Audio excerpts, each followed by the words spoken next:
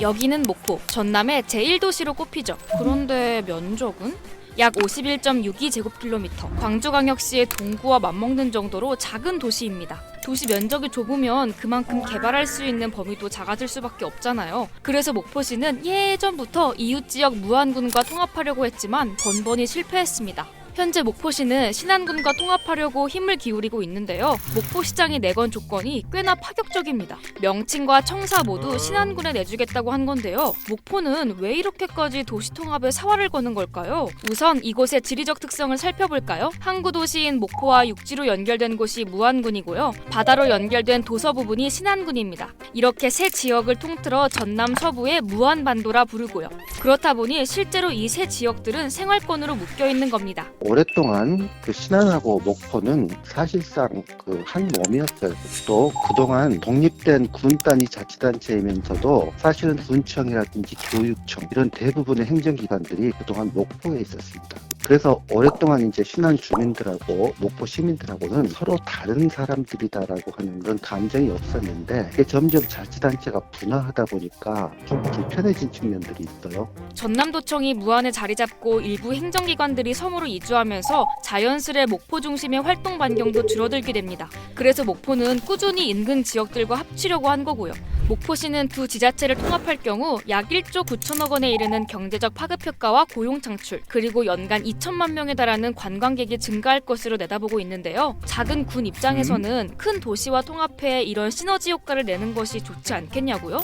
과거 무안군 주민들의 입장은 달랐습니다. 특히 원무안 지역에 계신 분들이 반대가 심했는데 여러 가지 이유가 있을 거라고 봅니다만은 목포시가 군 지역을 흡수하게 되면 우리가 흔히 말하는 민비시설이라고 하는 이런 부분들이 군 단위 지역으로 옮겨지게 되고 교육 같은 거 농어촌 전형이라든지 이런 부분들이 시로 편입되면 혜택이 줄어들지 않겠느냐라고 이런 부분들이 주민들 입장에서는 상당히 크게 받아들여졌던 것 같아요. 현재 신안군도 무안군과 비슷한 이유로 반대 입장을 보이고 있는데요. 통합 이후 우리 지역에 혐오시설을 설치하는 거 아닌가라는 불안감과 함께 햇빛연금에 대한 배분 가능성을 염려하고 있습니다. 현재 태양광 발전 시설에 설치된 신안군 주민들에게는 햇빛연금이 지급되는데 통합 후 이 지원금을 나누는 거 아니냐라는 우려가 있다는 거죠. 이전보다 통합에 찬성하는 입장이 많아졌다고는 하지만 여전히 반대하는 주민도 많은 상황입니다.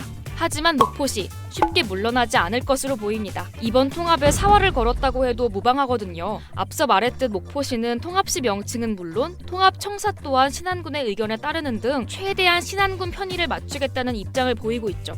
목포시는 도시 이름까지 걸겠다고 나섰는데 시민들은 어떻게 바라볼까요? 목포시장의 일방적인 통보로 보여서 더 안 좋고 경제적인 효과는 확실히 보장된 사항도 아니고 신안 국민들의 의견을 존중하겠다면서 목포 시민들의 의견을 묻지도 않고 이렇게 통보식으로 뉴스로 접하게 하는 건 화가 나는 상황인 것 같고요. 실제 목포에 살고 있는 지인들한테 물어봤더니 모르고 있던 경우가 너무 많았습니다. 명칭의 역사성이나 인구 수나 여러모로 차이가 많이 나는데 갑자기 왜 목포가 이렇게 튀면서 들어가는 게 이해가 안 갑니다.